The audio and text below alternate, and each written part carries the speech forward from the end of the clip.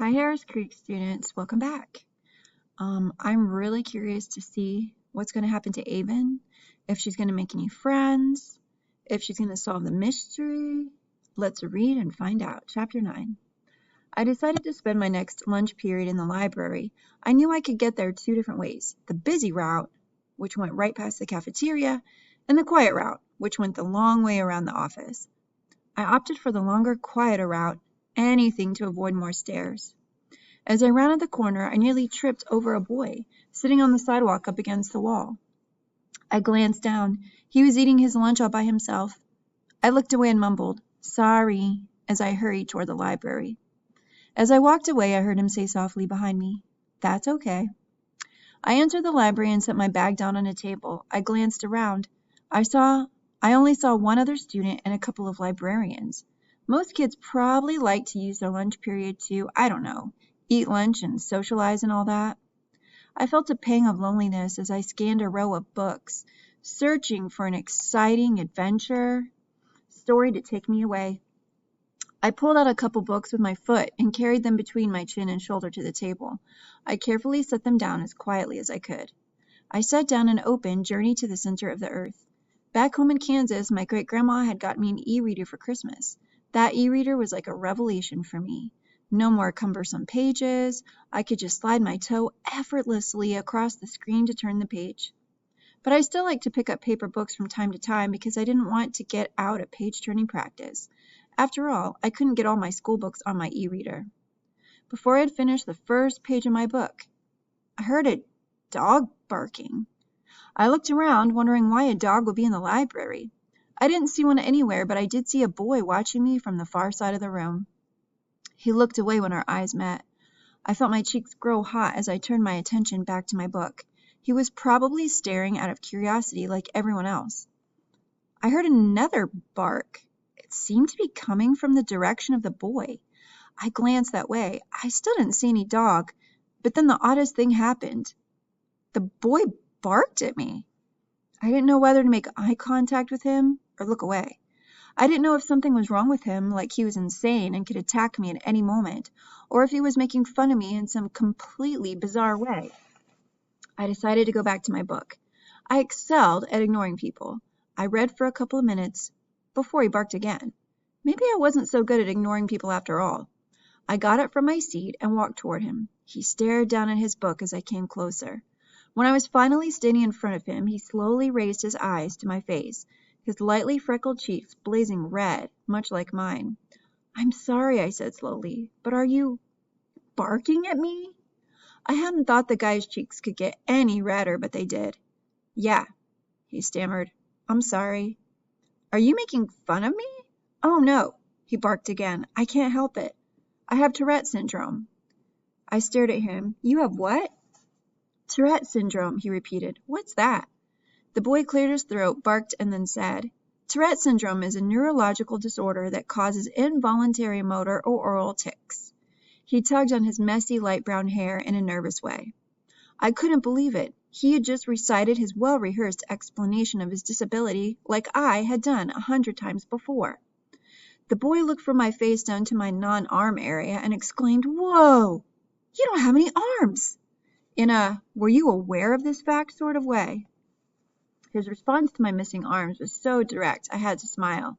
I glanced down and shrieked, causing him to jump a little. "Oh my gosh! I knew I was forgetting something today." He sat there expressionless for a little while, like he didn't know what to make of my bad joke. "How did you lose your arms?" he finally asked. I shrugged. "I'm always misplacing stuff. Probably left them in the fridge when I got the milk out this morning. Really, they could be anywhere." He grinned, then barked. "Were they amputated for some reason?" Usually people pretended they didn't notice my missing arms at all or acted all weird about it like those girls at lunch yesterday. It was a relief to have someone be so honest about the thoughts in his head. I sat down at the table and leaned in close to him. He did not lean away from me. Instead, he leaned closer. "Have you ever been to the circus?" I asked before beginning my newest story, one I hadn't gotten to try out yet. "No." "Well," I said, "I used to be a trapeze artist. You know what that is, right?" "Don't they, like, hang from ropes and stuff? Like acrobats or something?" "Oh, they do a lot more than that. They do all kinds of tricks, like swinging from the ropes and doing flips in the air before grabbing another rope. They often work in pairs with one person holding the other person and swinging them up in the air or catching them after they've done a flip. Super cool stuff like that. Awesome. He was clearly impressed. How did you do that with no arms, though? Did you, use your legs? Like a monkey? No, I used the arms I used to have. His light hazel eyes grew wide. Used to have? I nodded. Yeah. You see, my partner and I were trying out this new routine. I was going to flip 3 times in the air before he caught me by the arms. But the speed I needed to do such an amazing stunt was just too much. When he caught me, I closed my eyes and breathed in deeply for drama. When he caught me, my shoulder sockets came loose and my arms tore right off. He gaped at me. What? It was awful, I went on. Him just hanging up there holding some arms, blood showering the screaming audience. It was all over the news. Didn't you see it? We continued staring at each other like we were in a contest to see who would blink first. Finally, he grinned a little, then a lot. Then he started laughing. You're totally joking, he said, and laughed even louder. I was happy he found my story funny. Keep it down, Connor, a librarian said as she walked by with a stack of books. This is still a library. He smiled at the librarian, then barked at her. As she walked away, he turned back to me, still chuckling. That's Miss Wright. She's super nice. She lets me sit in here during lunch, even though my tics are sometimes really loud. Hardly anyone's in here during lunch, so it's the best part of my day. He tugged at his hair again. So is that what you tell everyone, that your arms were torn off in a circus accident? No, that's my newest story. I was born like this. The truth is totally boring, so I make up stories for fun.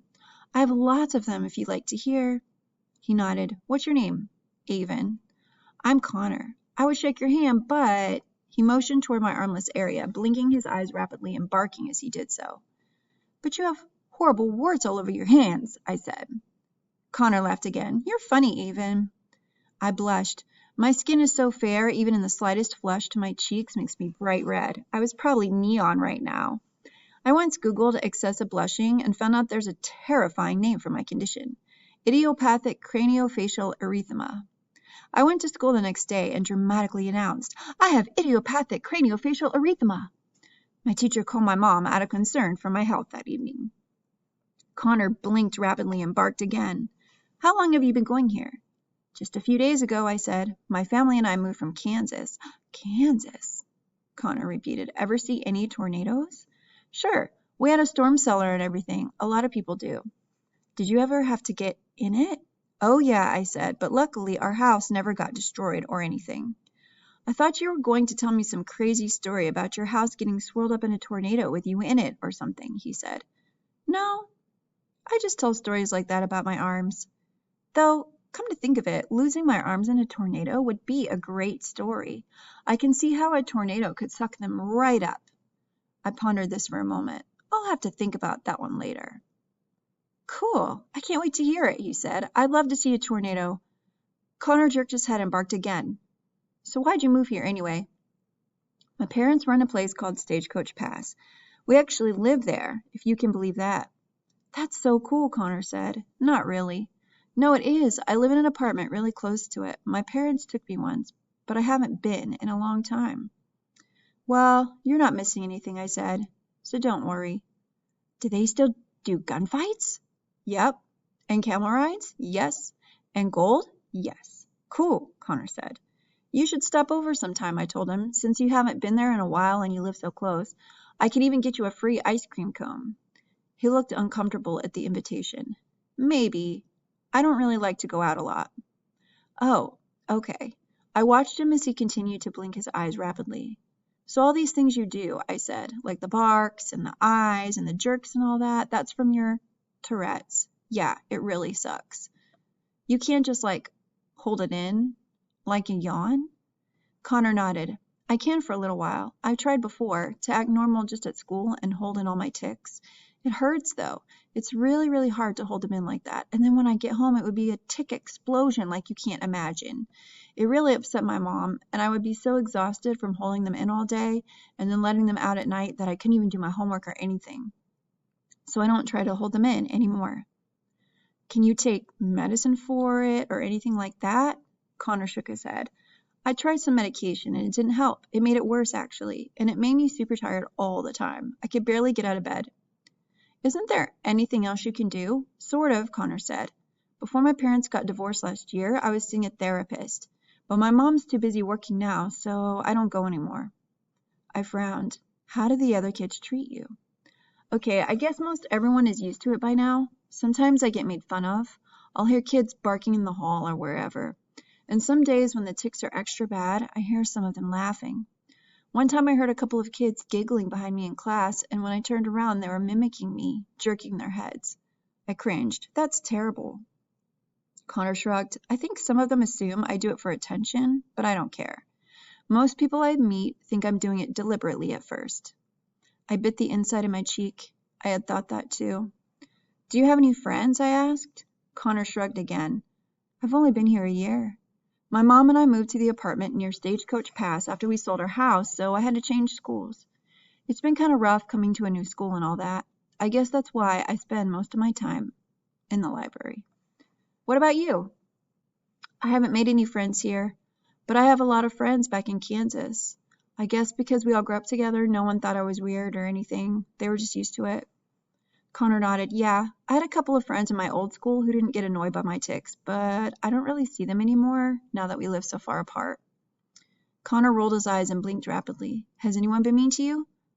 No, not really. They just act weird around me, like they don't know whether to look or not, to ask about it or not. But no one has talked to me like I'm an actual person. Connor nodded in understanding. People act like that around me too. Especially I think it's that they don't know whether to laugh or not.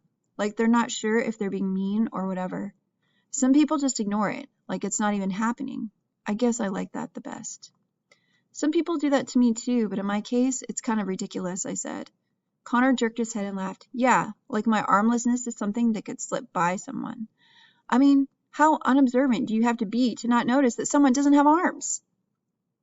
I'm pretty unobservant, and it only took me about a minute. My point exactly. The bell rang for class to start, and my happy mood sank. I wanted to stay here with Connor. It was nice to have someone to talk to beside my parents. I guess I better go get my bag. I stood up from the table and looked down at him. I'm happy I stopped in here today. Connor looked back up at me and smiled. Me too. All right, Harris Creek students, it looks like Avon has made a new friend. It's very interesting how Avon likes Connor for being different, and she's different herself. It makes me think about how we as people talk to people, what we see in them, how we should learn to look past things that others might find annoying or weird, and just be friends with them. All right, I'll see you tomorrow to read Chapter 10.